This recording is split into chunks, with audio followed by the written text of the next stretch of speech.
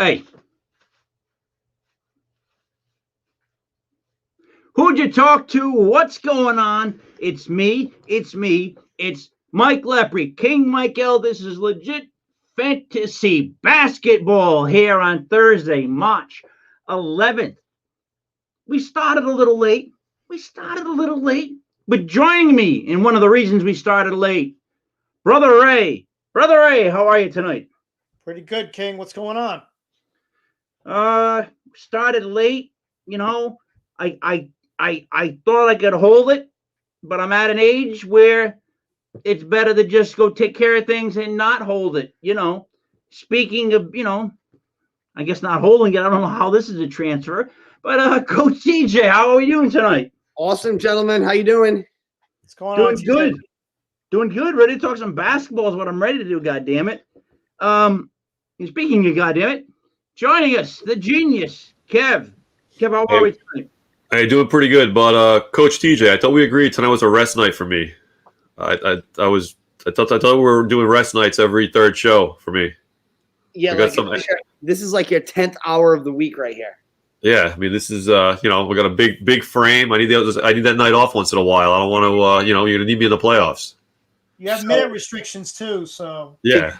Did you guys just spend an hour and a half talking about Dak Prescott cleaning up? No, only the first 20. They got me in a rage, which was by design, I think, and then just switch subjects. Can't take it. Yeah. I mean, good for Dak. Yeah. I don't know how I did it, but yeah, amazing for him.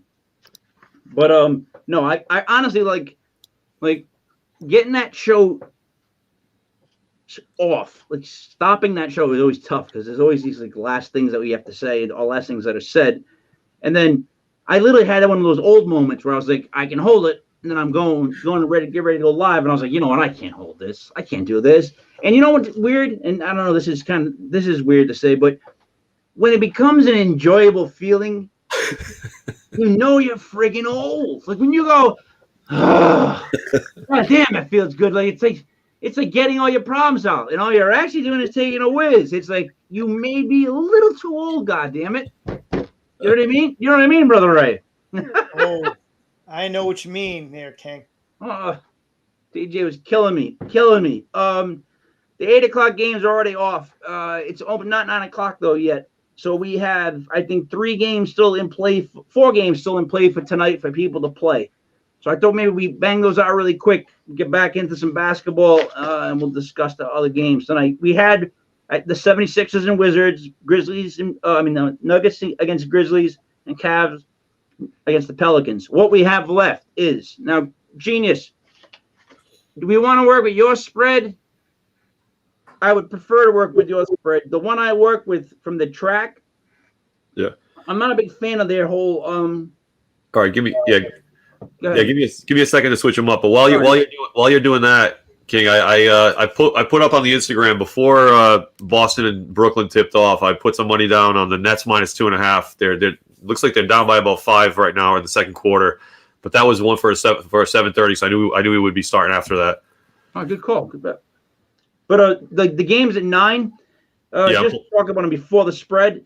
Yep. TJ, Miami against Chicago, and then Orlando against the Spurs. What should jump out at us for those 2 games? What? Not tonight. What? Right? Is that you can talk about tomorrow's games? Because Philly's playing Chicago right now. Yeah. I think you're Yeah, no. Yeah, I'm on the. Yeah, no. I think you're talking about tomorrow. Do I have the wrong? We got Dallas, Oklahoma City first. Yeah, that's a 9 o'clock game. I mean, right, wait a minute. So, all right. So today was Detroit at Charlotte, Boston at Brooklyn, Atlanta at Toronto, Orlando at Miami, Philly, Chicago, New York at Milwaukee, Minnesota at the Pelicans, I guess, right? So there will only be 3 left. No, 4 left. Dallas at Oklahoma, Golden State Warriors at the Clippers, the Suns at the Blazers, and then the Rockets against Sacramento, right? So there'll be 4 games still in play. Mm-hmm. Does that make sense with my stupidity? That is correct. All right. Boy, I'm batting like 300. Which we still make the all. All right, so let's start off with the first game, the only one at 9 o'clock, TJ. Dallas versus Oklahoma. Yeah. Give us a take on it. I like Dallas. I like that. What's the line? I'm imagining it's about. I don't have your spreads in front of me. I'd imagine Dallas is given a couple of points, even though they're on the road. I like Dallas. I think Oklahoma, the wheels are about to fall off. I've been saying that for weeks, but I think that now's around that time. Dallas is in the playoffs if it started right now. San Antonio has pretty much waved a white flag. I don't know what the heck they're doing. They just told Aldrich to go home.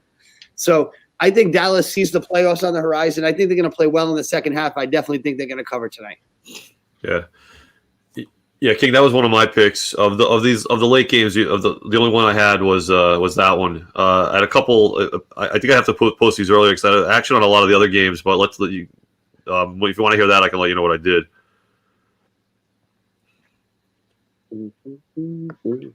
Well, just to get through the floor, what did you have the number of the? Yeah, 1.5 was Dallas. Spread?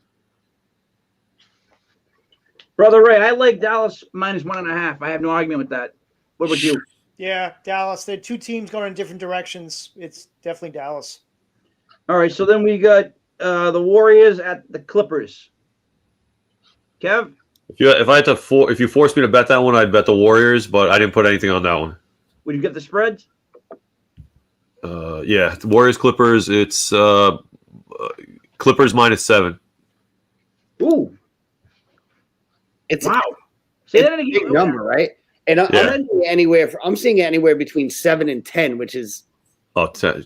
Warriors plus 10 would be awesome. Warriors plus 10, you just take it.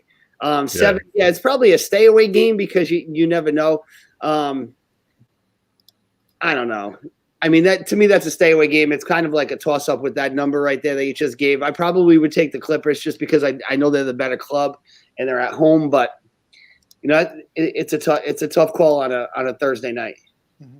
It is, Brother Ray. I'm seeing a genius teaser in the making with these two games. If you bump up Golden State to plus 13. Oh, that would be awesome. Yeah. And then Dallas is subtly now instead of minus 1.5, they're plus 5.5. No, I don't think it's 6 or 6, whatever. I don't think it's 6 in basketball. I think it's like 4.5, so they'd be like plus 2 or 3. Still, let me take it, Brother Ray. What do you think? Yeah, if it's going to stay at 7, I like the Clippers. Again, that's tough to give away that many points, but if it's 7, I like the Clippers here. All right, Kev, you get the Suns versus the Blazers. Suns Blazers. No, Suns Blazers last one. It's Phoenix -4.5. Wow. At Portland, and Phoenix is favored by 4.5. Yeah, I'm all about Portland in this game. Yep. I don't even think that's a particularly hard one to pick. I think Portland feels the hype around Portland right now is they feel like they're like the second or third best team in the West. Phoenix is the team that's ahead of them. I think it's a little bit hollow, their record. As much as I like what they did early in the year, I mean, it's still Phoenix. If I'm getting points, if I'm getting more than 3 points with Portland, I'm jumping all over it. Yeah, that's a weird. I would like the Blazers in that one. Plus 4, Brother Ray. Especially at home, you have to love the Blazers at home getting points. That's crazy. Again, yeah, I think Portland's a really solid bet here. Kev? Yeah, same thing, Portland. All right, and then the Houston-Sacramento game? Yeah, so this is puzzling because Houston's terrible, and they just lost PJ Tucker. But, yeah, I mean, Houston is terrible. But Sacramento's not really good enough to beat anybody by 5.5. Like they're dysfunctional over there in Sacramento. And anybody who watches back to some of our first episodes, I was all about the Kings. So I've kind of had my eye on them pretty much the whole season. As them and Cleveland were kind of my little dark horses that I liked.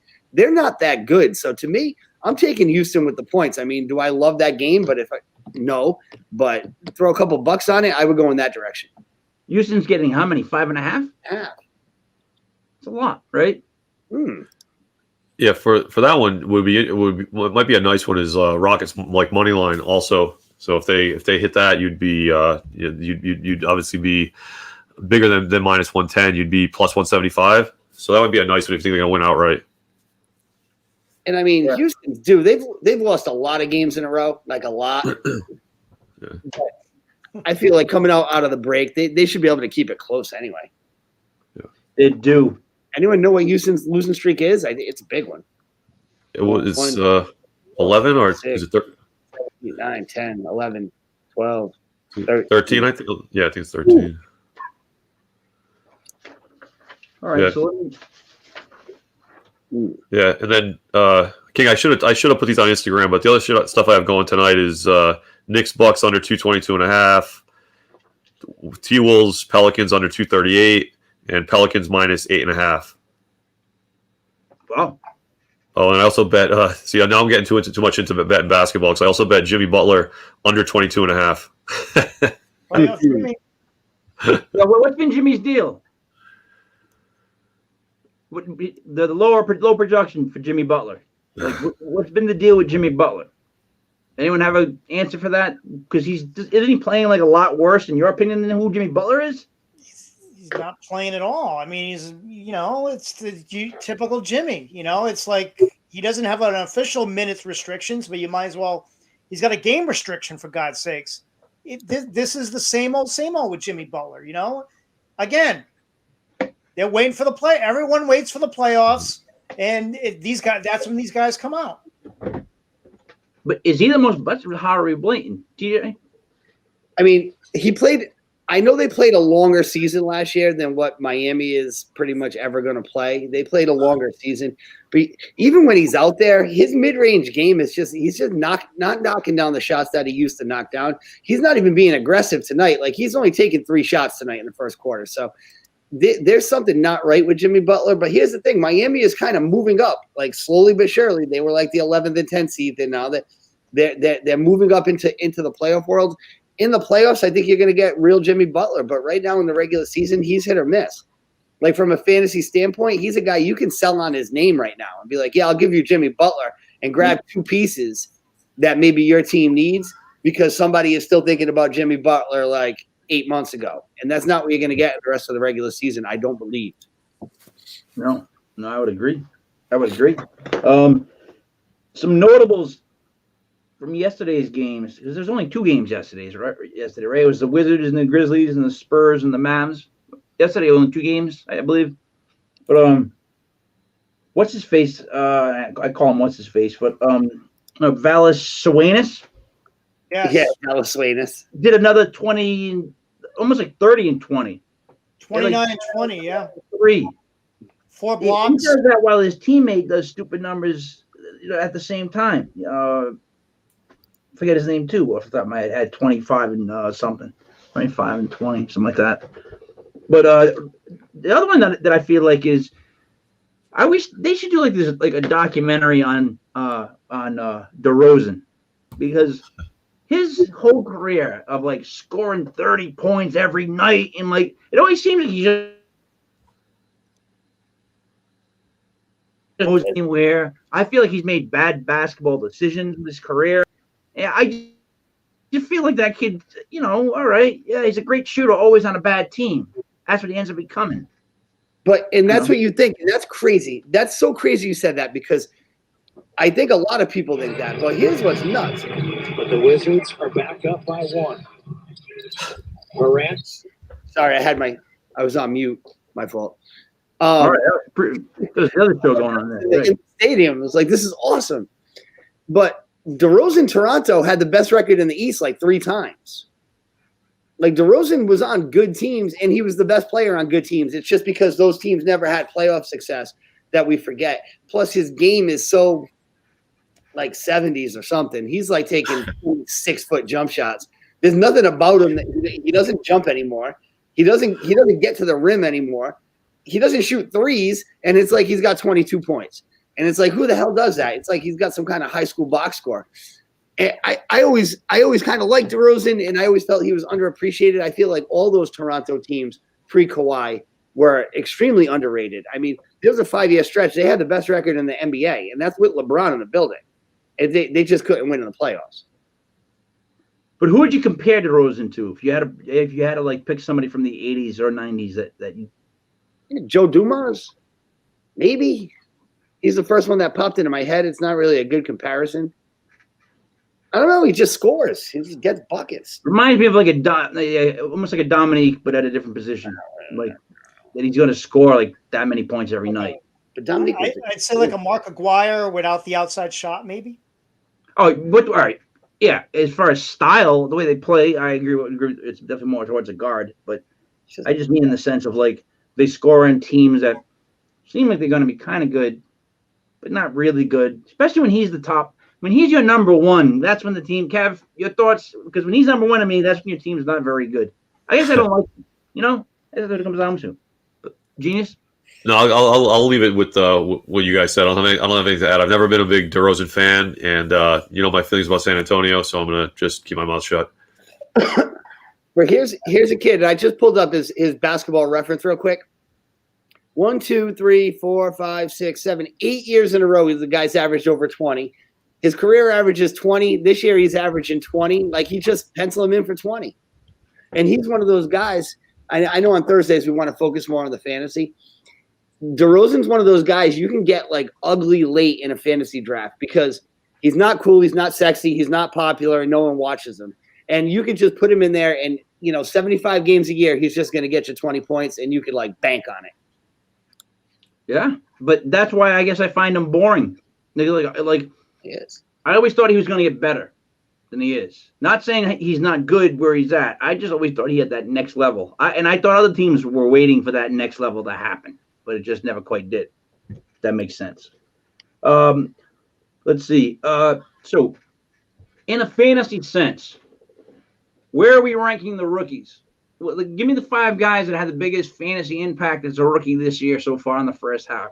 It doesn't have to show completely in stats as much as it's stats and what they're doing for the team as being just a member of the team. So I mean, like, give me your top 5, your top 5 rookie performances so far this year. Well, LaMelo's a starter in most fantasy leagues right now. Like if you got LaMelo, you made a nice pick. You probably got him a little bit later than because point guards. There's a lot of popular point guards. He's still in the box score. He hasn't slowed down at all. And while we're on LaMelo, Lonzo Ball's having an unbelievable freaking year. His 3-point percentage is better than guys like household names, better than LeBron, Doncic, Beal. And this is Ball, who people said he couldn't shoot. That was a knock. But if we're going to stick to the rookies, LaMelo's a starter, so I think any list has got to start with him. Right, Genius. No, I was going to say Ball. Also, trying to think of the other ones. I liked Wiseman go Golden State, but he's probably not having a huge fantasy impact. Halliburton, I like too. He was the other one I was gonna. Wiseman's having a huge impact, I would think, with Golden. Yeah, so he was up there, and I had Halliburton was my third one. And Halliburton's a beast. Yeah. Brother Ray. Yeah, Anthony Edwards, I like, but. Yeah, I was going to mention Edwards. I mean, I think he may have had the splash play of the year with that. Oh my goodness, that's ridiculous. You could see. I mean, he has flashes, and you can see the ability there. He's going to be one of those players, one of those highlight players. So the other guys you mentioned, I think, are all good. I also like Patrick Williams from Chicago. I think. You know what? I think I was hitting on him earlier in the year because he really wasn't a starter in college. I mean, he was a fifth man, but he's played well in spurts for Chicago. He's been solid, like almost a 10-5 guy. So that's pretty impressive coming out of college and not even being a starter. The other guys, I mean, out there, Maxey has shown some flashes. I love Peyton Pritchard. I think eventually he's going to be a solid backup point. And I like Denny from the Wizards. I think he's going to get more play in the second half of the year. Look for his numbers to go up dramatically. And I'll add in one more guy, Emmanuel Quickly, which was funny because Shaq didn't know what his first name was the other day. I saw this thing where they were putting the last name of a guy with the picture, and they were having Shaq try and guess the guy's first name, and he just doesn't know shit. So it was great. With the kid Quickly, he's in double figures now. He got invited to the rookie game. I don't think he made the roster, but he was invited there. His usage rate is like up and up. Now, I don't know what's going to happen in the second half of the year if the Knicks are a playoff team, but I can tell you if they're not a playoff team, if they start to drop, his usage is going to go up, and he's going to help your fantasy team on like a fill-in basis, and he's going to be a guy you could probably get off your waiver wire, Emmanuel quickly. I think the Knicks are more fun to watch than people give them credit for right now. They want to hate the Knicks. They want to say the Knicks are boring, but in fact, the Knicks are a pretty fun team to watch in the sense of like they're Nah, but it's just the Knicks. Yeah. That's really what it comes down to. They just prove your point, right? No, but see, I don't have a hatred for the Knicks. Like, all right, I don't mean to say hatred. I don't have a disrespect for the Knicks like I do the Jets. That's completely different for me. Like the Knicks are losers, but they're not the Jets. And I mean, God forbid, they're not. There's losing, then there's the Jets. That's just how that goes for me. Jets, right? Kelly Green shouldn't even be a color. With all the trades that went down, which players got affected the most, positively or negatively? You know, with all these people changing teams, like what guy kind of got lost in the wash? There's always that one fringe player that all of a sudden there's a trade late in the season and it benefits the team, but not necessarily him. You know what I mean by that? Well, I think Blake's production is going to turn into zero. I mean, he went from Blake Griffin, exciting jumper, to Blake Griffin, overpaid, almost like B+ level superstar, to Blake Griffin, best player on a bad team, to Blake Griffin, come set this screen, and then maybe if you're open, we'll give you the ball. And I might have mentioned it Monday, but he hasn't dunked in 2 years. So yep. Blake Griffin's a name. Somebody might have drafted him that doesn't know any better in a fantasy league. His fantasy value right now is zero. Like I can give you 3 backup centers. I'd rather have Dwight Howard than him right now for production for the rest of the year. Blake's just useless over there. But he's a name and it sounds cool and it makes him a super team and all this bullshit. But Blake's numbers from a fantasy perspective are done.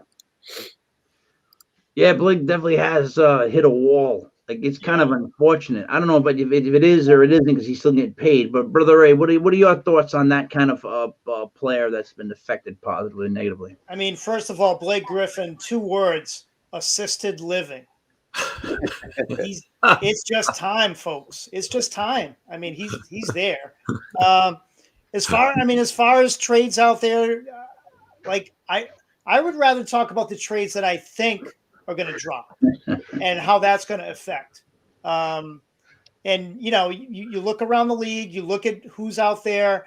You're really starting to see Zach LaVine to Philly start to pick up a little steam. I think if they were able to make that trade, I think that dramatically changes the East completely. He is, I mean, the arrow's going through the roof with him right now with LaVine. He's having a great season. He would be the perfect fit.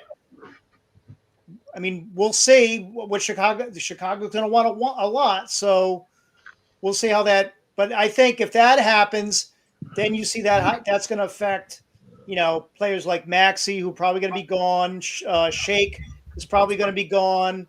And then even Curry, that will dramatically affect Curry as well. There was one thing that happened yesterday, and I was so happy. Ersan, how do you say it? Ilya Silva? Oh, yes, of course. All right. So Ilya Silva gets signed yesterday by Utah because, of course, it would be Utah. And from a fantasy perspective, zero value at all, right? I've never seen a guy that can step in and take a charge better than Ersan Ilyasova. And I'm telling you, you're going to be watching a Western Conference playoff game, and he's going to step in front of either LeBron or Kawhi or somebody, and he's gonna have a momentum play because that guy has more courage. Like he has like extra on the courage level, and that was a cool signing yesterday. It was, and he'll fit right in with that group. He doesn't say shit. He makes an open shot. I liked him in Philly. I liked him a real lot when he was here. Yeah. All right. I'm still struggling with the fact that the same person who blew out his knee bending down in the fridge to get a bottled water. First 2 words from Blake Griffin were assisted living. How do you have the balls to say that to Blake Griffin? You can't even get a water out of the bottom of your fridge. Oh, this is new. Hey, I I bet you I could still score 10 and 5 though. If he paid me his money in the NBA.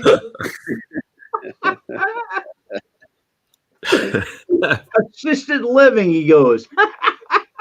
And then Blake's like this, he's just done. He is, man. He put a fork in him. And Ersan, all I know is he almost beat up John Wick. Was that Ersan?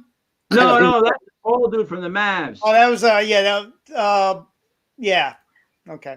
The guy he's talking about, Ersan, can't pronounce the last name. He's been around. Ersan. He's been around for so long that I remember trying to thinking if I should add him like the last 10 years. Should I add him? He's always been on the waiver wire like around this time of year. And I've always been like, should I add him?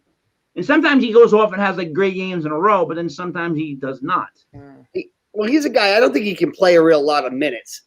But he, when he was younger, like he would fill a box score in his own special way. Can shoot. Can definitely shoot from what I remember.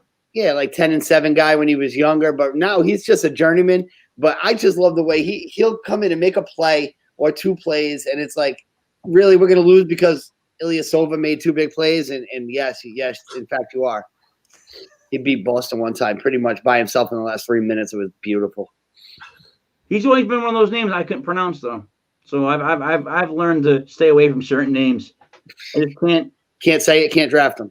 Like I can't say Lucas' last name without sounding like an Indian. Say it. Doncic? See, now that you put us on the side. Doncic, right? Doncic. All right. I'm like Doncic. Like I'm horrible with that name. Can't do that one at all. What are they doing right now? All right. Kev, go ahead. I liked Ray's idea a little bit, like some trades that should happen. I want to, and King, you mind if I throw something to TJ? Yeah, go. So as far as the Celtics go, what are the Celtics? What can they do? And brother Ray, you also brought them up last week as a title contender. So between the two of you guys, what could the Celtics really do to get themselves into the finals? Well, I think there's 2 things. One, Andre Drummond's name keeps flying around. I don't think they can do it. But his name keeps flying around, and he would definitely be a piece because whatever they thought they were going to get with what's his name, it's not going to be what you get with Drummond. Drummond's legit. But what's his name? I keep hearing names like Aaron Gordon. Like if you hear Aaron Gordon, he's a big deal. The problem is they have a trade exception, which is good, but he will not freaking – he's so cheap.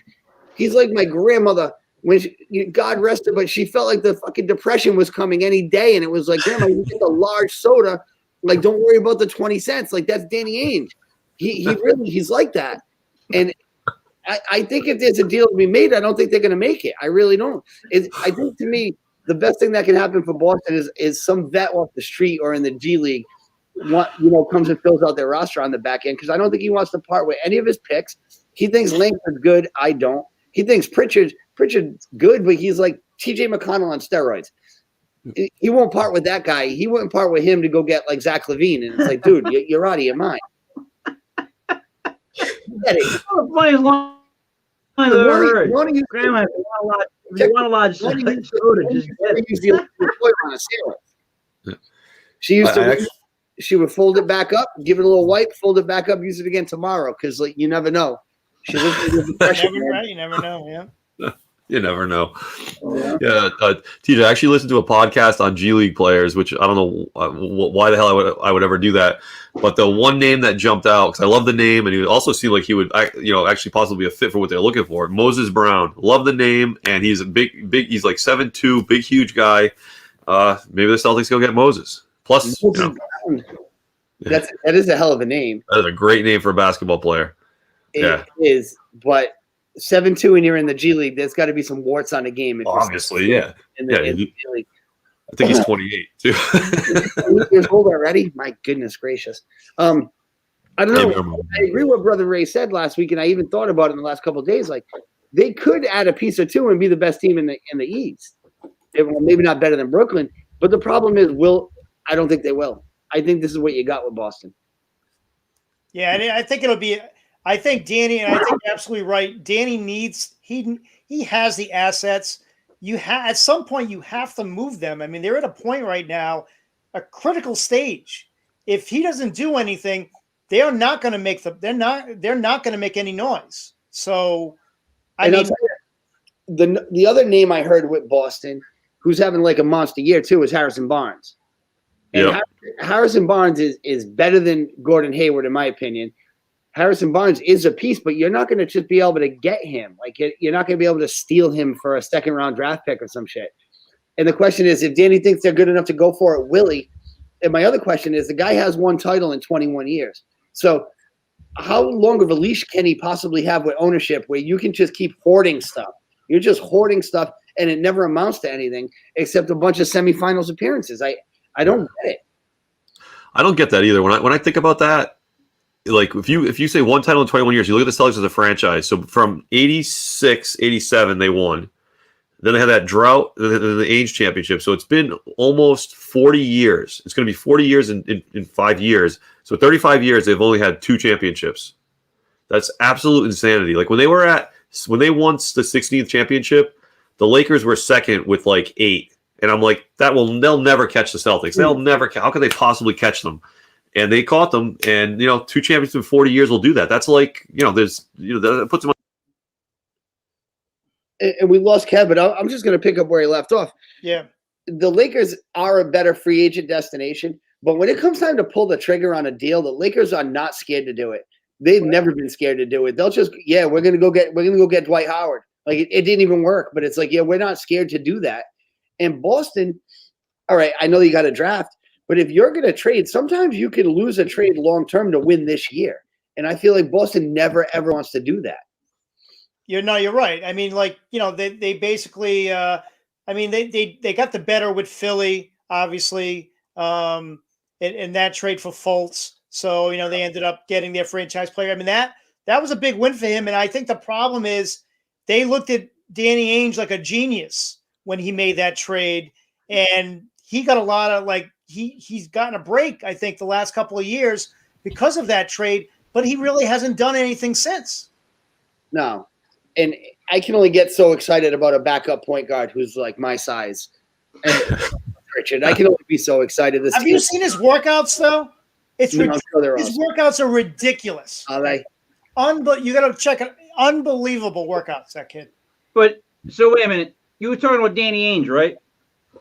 Danny Ainge, who's judged on one great move that McHale just gave you guys as like a present. Like that's pretty much what happened. Like right. That's when Danny Ainge was at his best, when they were given Garnett, and they went on that run and they won that championship. But other than that, Danny's done nothing since. Well, he's fleeced Brooklyn. He fleeced Brooklyn, and probably the most lopsided trade in the history of professional sports. So he fleeced Brooklyn and he fleeced Philly for Fultz and Tatum. So I'll say 2 things. First of all, swapping with Philly, I don't think that's called fleecing. That's just fucking blind luck to me, because no one in the world thought Fultz was going to be what he is and have the mental problems he has. The Brooklyn thing, they had those Brooklyn picks for like 8 years, and they would not trade the Brooklyn picks. And maybe they could have won a ring when Horford was at his peak of being a nice team player. It's like, oh, well, Boston's 1 piece away. Oh, but we have 7 Brooklyn picks. Maybe we should trade one. Nope, we can't trade those. And then it was the Memphis pick. We can't trade the Memphis pick. And then John Moran turns good, and now the Memphis pick is worth nothing too. So sometimes you just got to make a move. Like, are you trying to win a title, or are you trying to be the 5 seed every year, or the 3 seed? I got a buddy who's super Boston guy, and he's like, well, it's because of LeBron. Well, yeah, I understand that, but they name one time when Danny Ainge just straight up went for it, and he won't. He's got all these draft picks, and he's turned them into Jaylen Brown and Jason Tatum over a 15-year period. The end. Yeah. Fucking Danny Ainge. Living for bed. But the problem is, he got that rep of fleecing teams, so he's been given a couple of breaks now. They're giving him, some room, but I think he's out of room, folks. He's got to make a move. Once you get the reputation of fleecing teams, if I know Kev's fleecing everybody in the league and that's the reputation, he calls me up, I don't want to take the call. Right, yeah. I'm not taking this call because you're going to ask me for some guy on my bench who now I'm going to put in the rotation because you want him. It's crazy. And that's what happens. But another guy that's out there right now that we mentioned him a little bit, Lamarcus Aldrich, it's just done playing until they trade him. And they're going to try and trade him to a happy place for him. They're going to do the right thing, according to what I read today. So I wonder where a good fit for him will be. What's happening down there? Like, why did that happen? Kawhi they had his thing with the medical issues, and he forced his way out of San Antonio. Now Lamarcus Aldrich, they agree they're just not going to play him until they move him. What is going on in San Antonio? Like, I don't get it. Well, he got hurt and he stopped playing, and they started winning some games. So they were like, all right, we don't need you. He makes a lot of money. I mean, it's a weird place. San Antonio has always been like a weird place. Once those three guys left, I think like the emperor like undressed himself, and it was like, oh wait, Popovich is kind of a strange dude. I think it all came out. I hope Aldrich goes to somewhere where he can like play some meaningful playoff games. It's been a while. He can help somebody. I wouldn't be mad if he was in Philly. He's better than Al freaking Horford. I'll take Aldrich all day. But I don't know where the rumors are. I don't know where he's even mentioned to go. Aldridge is on his way to becoming Al Horford. Like, you can see that he's going to join that Al Horford club, and he'll be there in about 4 or 5 years where we're like, get off the court. You're too old. That kind of And stuff. the problem with him, you got to match $24 million. So you kind of got to give up a lot to get him. I don't know a contender that wants to unload that kind of salary. There's not a lot of dead weight on the Philadelphia's roster. Doesn't have a lot of dead weight to trade. Neither does Boston. So I wonder if he's always been in the West. He'll probably stay out West. I wonder if Phoenix has some money on the bench that they can absorb. I don't know. Yeah, and San Antonio's going for the youth movement. They talked about it this year. That's what they're concentrating on. They're finally starting to, turn it over. They have to. Let's face it. Hey, guys, quick question. Before we start going over tomorrow's games, is basketball the toughest to read into the salary cap? In other words, like, you're looking at someone's contract and trying to figure out like what it actually really means in real numbers, so like how it's really going to affect your team. Do you find it the most confusing, or do you find football? I think baseball to me is obviously the easiest because it's like straight guaranteed money and laid out for us. Yeah, there's really no cap. There's no cap. Yeah. There's a cap that means nothing, except when the Yankees don't want to spend as much as they should. Wait till you get me luxury tax. Wait till you get me on a baseball podcast. My God, the luxury tax. But to me, the NBA contract itself is easy to figure out. Yeah. The problem is the NBA has a lot of exceptions and loopholes and bird rights and trade level exceptions and veterans this, and if you've been in the league this many years, your salary is this. The NFL, I feel like their contracts are like useless. Like they're just, I signed for 10 years, $100 million, and my signing bonus was $3 million. Okay, so they owe you $97 million? Well, no, they can be after the season.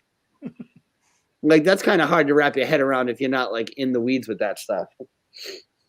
Yeah, I agree. I think the NFL stuff, I think you can figure it out fairly quickly on what a deal actually means, like what's most likely to play out. But the way it hits the salary cap is also, you can also figure it out. Basketball, although I think I mentioned this last show, all those like before this show started, I was like, I want to know how the cap works. And I read a bunch of articles on the basketball salary cap and like like TJ was saying, the bird rights, the mid-level exception, the trade exception, and injury exception, then the soft cap, the hard cap, the luxury tax for everything in the middle. It's so arcane. I don't get it. Then the rule where you to protect teams from being idiots, you can't trade 3 first-round picks in a row. Then protected picks. I don't understand when all this happened. It's who was it named after? That poor bastard. They had to name a pick after. Yeah. They named it. Yeah, they named that rule about trading 3 picks in a row. I forgot who it is. It's probably probably the Brooklyn GM. Had to be, right? Yeah. But the protected picks are nuts. I don't know when that happened. But it's really hard to follow for me anyway. The NFL, those contracts, man. And what's a buyout? So what? I just agree to pay you a portion of your contract to set you free. Is that how it works? Leave here, and then if you sign somewhere else, the other team has to pay the difference. And if you don't, you just made some of your money and get out of our locker room. That's crazy. That's absolutely nuts. I love it. It's the NBA by itself just what it is will always make it completely odd. Like what I guess what I'm trying to say is like basketball culture is so different than every other sports culture to me. It's so vibrant. It's more like basketball players. It's more of like a. I always compared basketball to music, and people who some people think I'm crazy on this, but I'm not really. Like jazz music, the ability to ad lib on the fly, like the ability to hit things, but to be in rhythm with everybody else at the same time, right? Is to me, you're on a fast break. It's what a kid can do with the ball in his hands, like how he works with everybody. Like it's like doing your own thing, but always in the same rhythm with the people around you. So it always to me it was like basketball is that one sport that I always thought of as like music, playing music. You guys get that whole vibe because it started to me with the 70s. They had it. The 80s music was always right behind the NBA. When Golden State was flying, that's what they looked like. Like it looked like a freaking, and the crowd was crazy. It was like a damn rock band, and they just came in there, all did that part, and just put it on you. The other thing with the NBA, there's two different guys you can have on your roster that have a 2-way contract. So just in case you get all the real contracts, now you got some 2 ways, then you got some 10 days. It's wild. Yeah. The rosters are so small. I mean, there's only 12 guys on a basketball team, right? So the NFL, if a guy goes down, you can let him sit. You can give him a paid week off if he's your left guard. In the NBA, if one guy goes down, you got to replace him like now. You just can't go in shorthanded. So I wish they would simplify it for the fans, but it seems like they have an understanding. I also like in the NBA the salary dump moves. Yeah, see in these other leagues where teams will like Philly did. Will acquire multiple second-round picks to take on salary. Yep. So other teams can make moves. I mean, you look at that and it's like, wait a minute, isn't this like to play the game of basketball? It's a salary dump. You're taking money so that they can go out. It's just like, can you imagine that in football? Could you imagine like teams doing that in football? It's just, I don't know. I don't like that. I don't like that part about the NBA. I'll tell you what though. If you look it up, like the baseball teams that still owe players money, like today, that one's the most mind-blowing. Bobby Bonilla, right? Yeah, there's just some guys that are still getting paid who haven't played baseball in like 20-something years. They've still been like something year of their contract. And there's a couple of them too. It's not just Bobby Bo, but there's a couple guys. Those guys are nuts in baseball. That's crazy. I think this is the last year, right? Is this the last year? I think they're paying Bobby Bo. I hope not. I hope not. There's one guy that played all these years. The Cardinals. I don't know. I'll think of it by next week. There's another guy that's still getting paid, does the same thing. It's just not as big a number. But boy, baseball, how strong is that union though? Like that union is like they make the teachers union look like. That's not saying like those contracts. Yeah, those guys, and they get paid.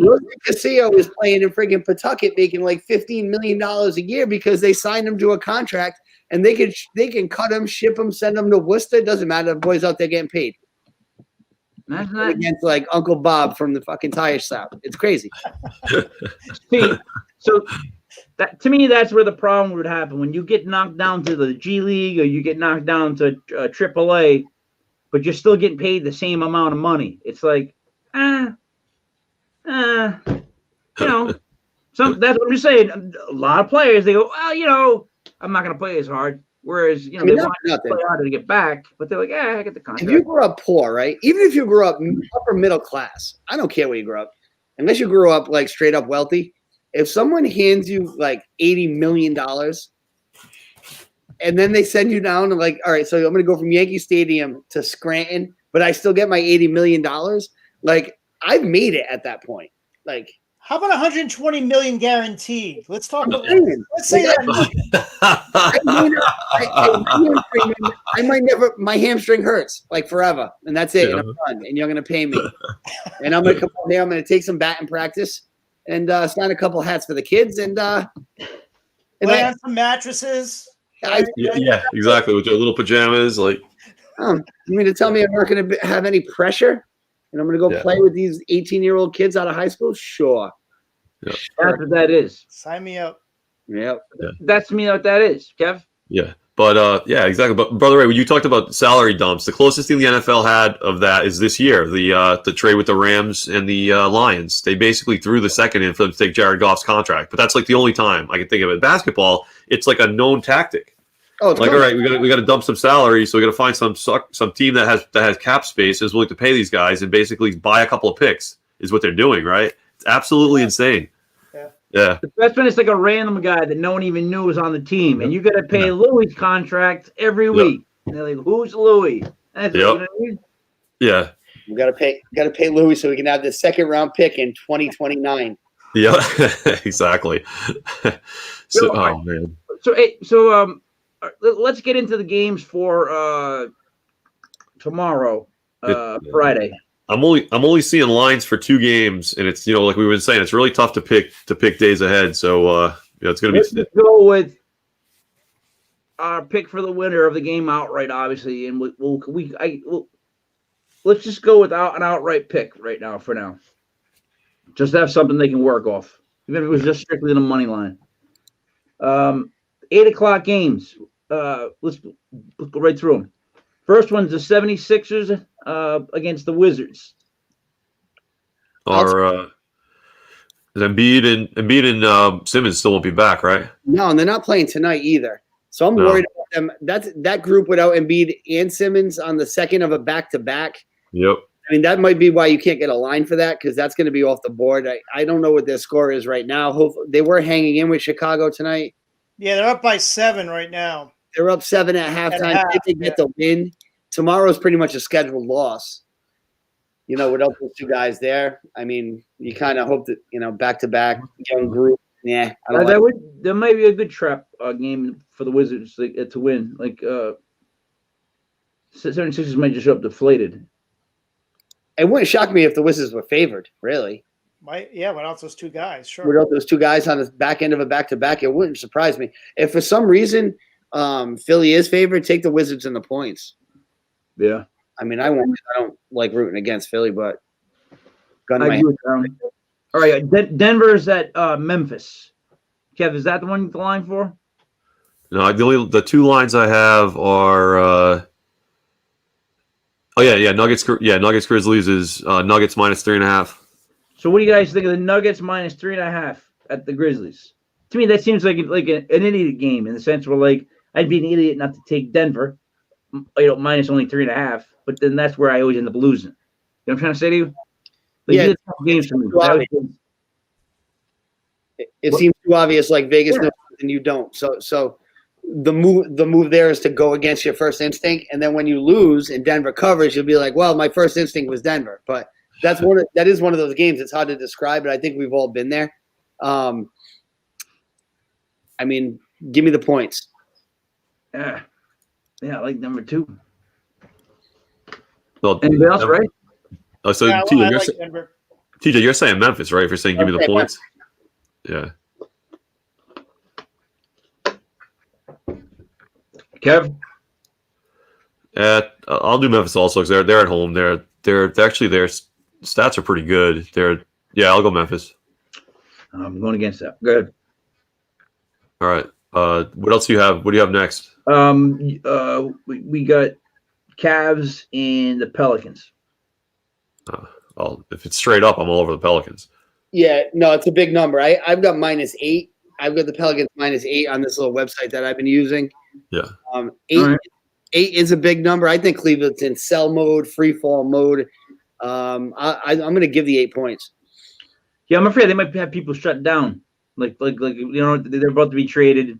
Don't play tonight. In 2 weeks, which for a lot of these teams is only like 3 or 4 games, depending on how their particular schedule works out. And that's when you start to see guys like just pull them out of the lineup because you're useless to me if you twist an ankle. Yep. So depending on how big the spread is, that would dictate itself, right? Yeah, I like the Pelicans here. Again, it depends on the spread, but I mean, I would say the Pelicans unless the spread's crazy. And then Kev, we got 2 9 o'clocks and 2 10 o'clocks. 9 o'clock was the one I tried to say before, Miami at Chicago. Yeah, I don't have a line for that. TJ, you have anything?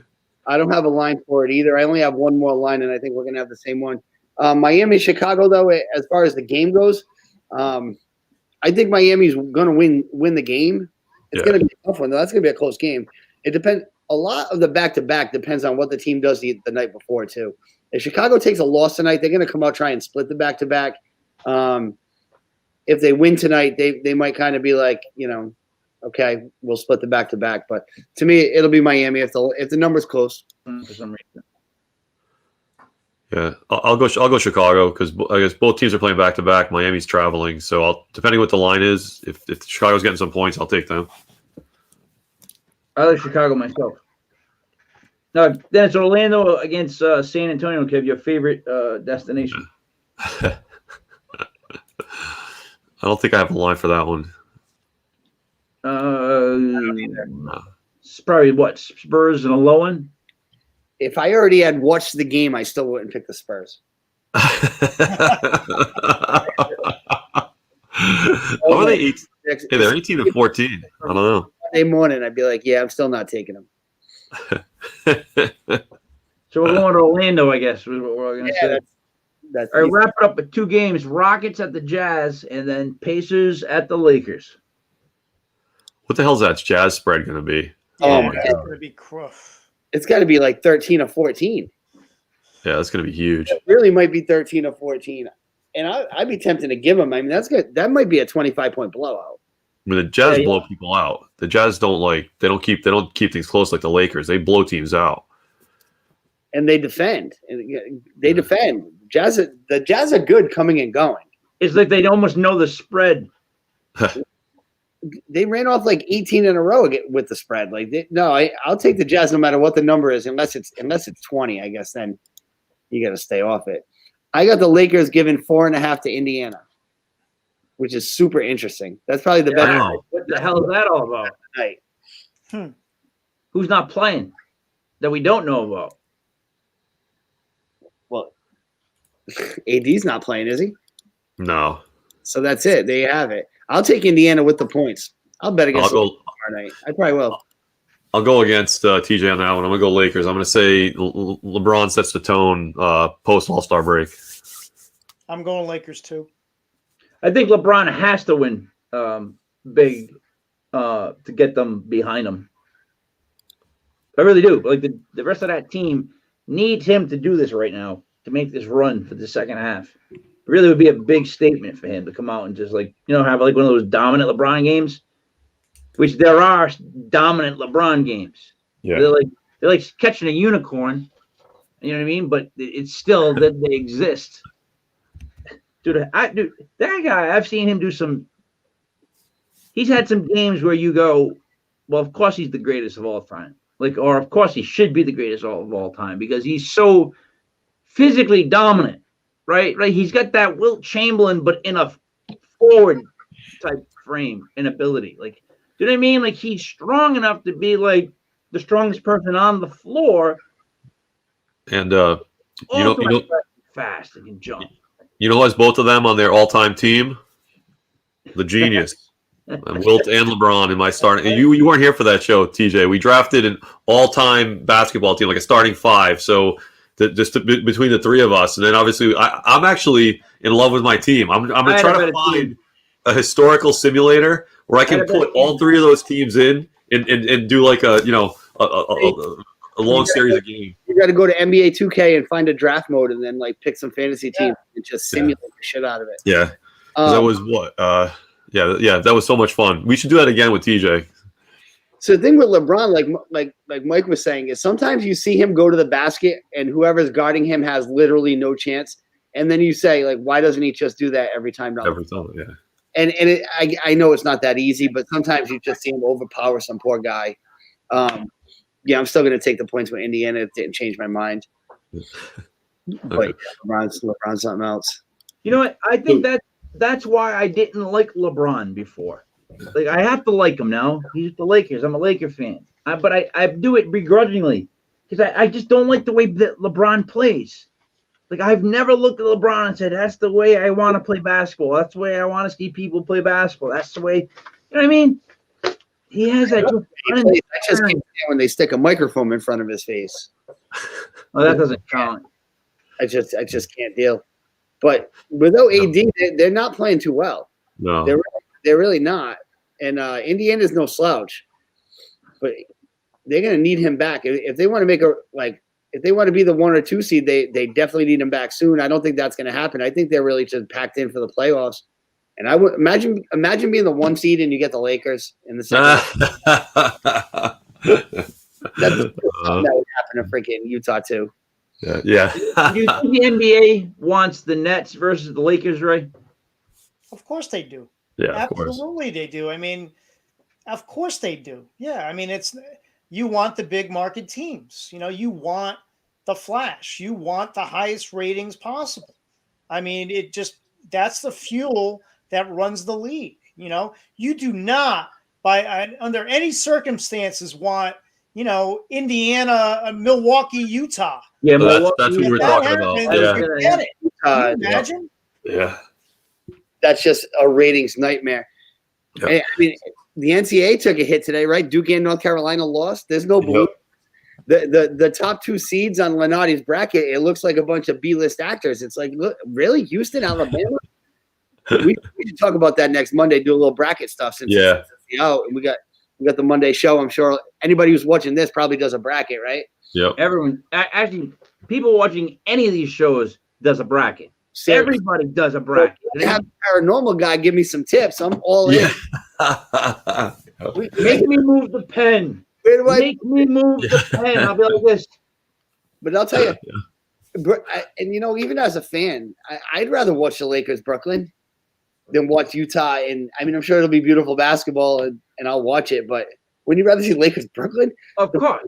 Right I want to see one of them lose. Yeah, I do want to see one of those teams lose. And one will. I would probably rather see like Utah, Brooklyn, and have Utah knock off the Lakers first, then knock off Brooklyn, and then we can finally celebrate one for like the good guys. But I would love to see that. But I would honestly love to see the series to see how those teams match up. I think that would be awesome.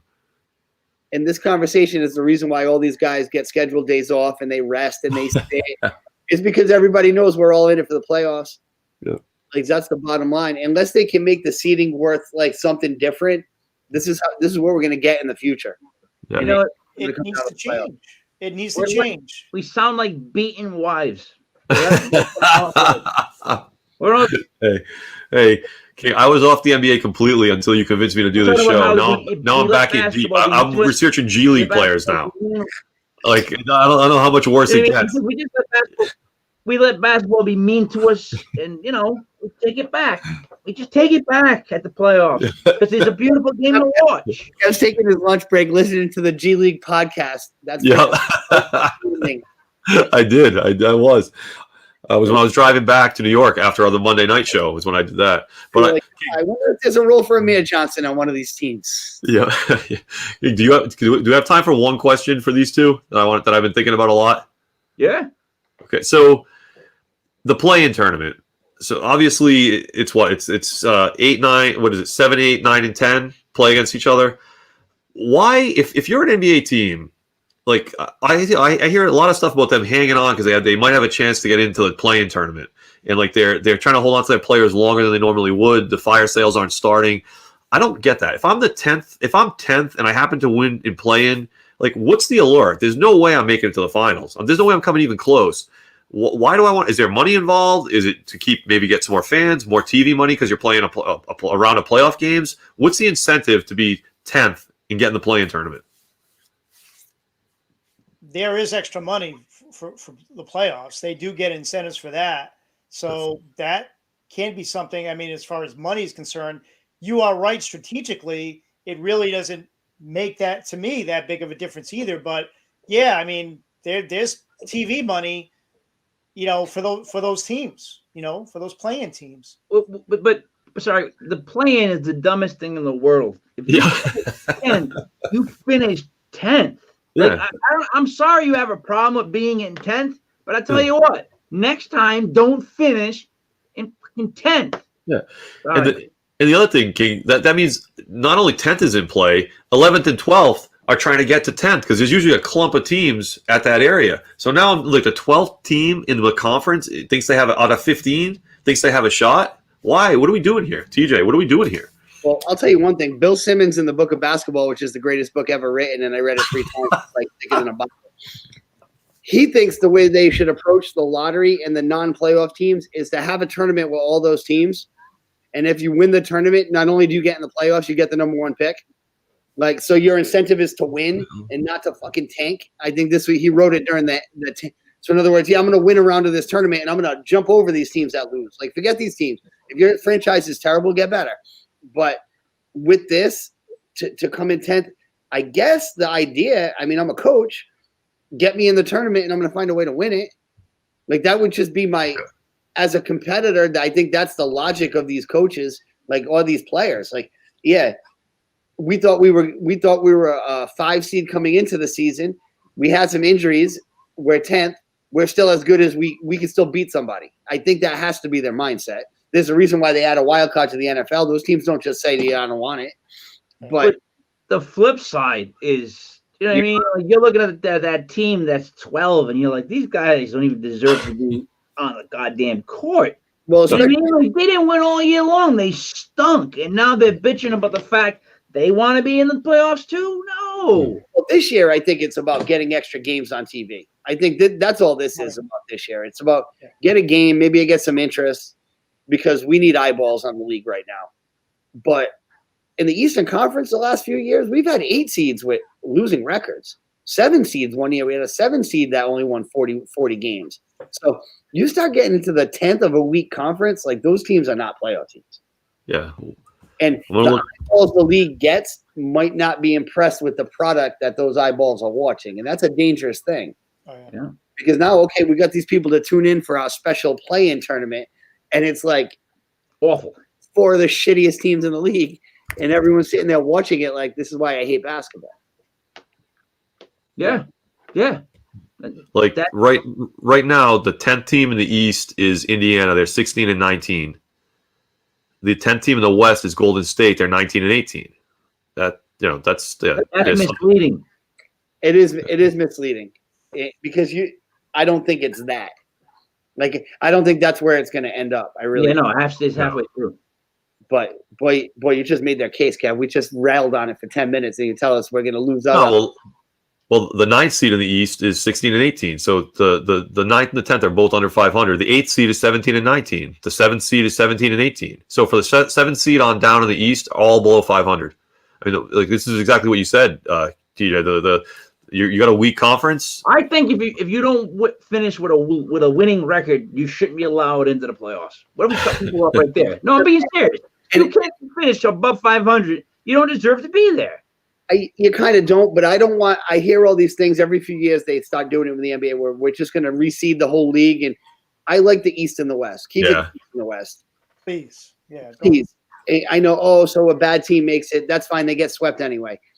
But when they start showing me these brackets of, if we just seeded like overall, I don't like that kind of stuff. I don't want to see Portland, Indiana in the first round of the playoffs. I just don't want to see it. Yeah, I agree. I'm with it. I guess, there's power teams. There's just certain teams that they're good, and you're going to want to watch in the playoffs because they're going to do well, and the stars are going to come out. And then there's other teams, that just have no shot. Like, especially in the NBA, there's such a drop-off of power from that whatever seed down the line. Like, they just got no shot. Those people that are past 4, forget it. They can just make it the top 6 in each conference, and I think the basketball will be better, and I think the regular season would be better. But they'll never do it because they want all those series. Yeah, exactly. Top 6, and like the NFL does or did. The first 2 teams get a bye. Everybody else plays those would be some really good 7-game series. It would be good for the league, but they'll never do it because you got to have LeBron playing against, Minnesota 3 times so people can watch it on TNT. Hey, Kev, let's end with one fantasy pickup. One fantasy guy that we've all kind of have on our radar before we wrap up the time, especially from Brother Ray and from Coach TJ. Just give us one guy that we should look for this second half that maybe isn't on everybody's radar, or maybe he is, but he's higher on yours than others. Who wants to go first? I mean, I'll give you two really quick. Go ahead, Ray. He's probably on a lot of rosters because they've been hanging on to him, but D'Angelo Russell, he's starting to work out. There is potential that he could be back. If he gets back, he steps on that team. He's the number one option right away. So you may be in a league where some owners let him go or didn't want to hang on to him. He would be someone. Marcus Smart as well. I think as he gets in there, they have needed him, and he could contribute in a lot of areas. Defensively, steals, blocks. He's good in a lot of areas. 3-pointers. Those would be two guys right now that I would look at if they were there. Perfect. Thanks, TJ. That's a good one. This is going to feel like a wicked cop out, but Steph Curry is still not owned in every. Not Steph. Seth is still not owned in every league, and I don't understand that. The guy gets attempts. He's helping all your ratios. He doesn't do anything stupid. He gets a couple steals. He doesn't turn the ball over. His percentages are awesome. You got to put him in your roster, especially if you're in a rotisserie style league where you can move up a couple spots. If you can move up a couple spots in 3-point percentage or free throw percentage, that's huge. That's huge. So that's a guy. And then, JJ Redick's out for a week, but I think when JJ Redick comes back, he's another guy of the same mold. I feel like people give up too easily in rotisserie basketball on ratios and on percentages. Just because you're in last place in free throw percentage at the All-Star break doesn't mean you're going to finish there. If you add some shooting, you can move up a few spots and help you in the overall standings. And I feel like amateur move is to punt a category at the All-Star break. Don't do it. Agreed. Kev, anything you want to add? No, these two guys are the fantasy guys, but I am going to take Blake Griffin because when you do, you get an electric blanket and 2 of his cans of favorite cans of soup, which are not chunky. They're an off-brand or generic chunky soup. Yeah. All right. That's his next. I'm gonna wrap it up.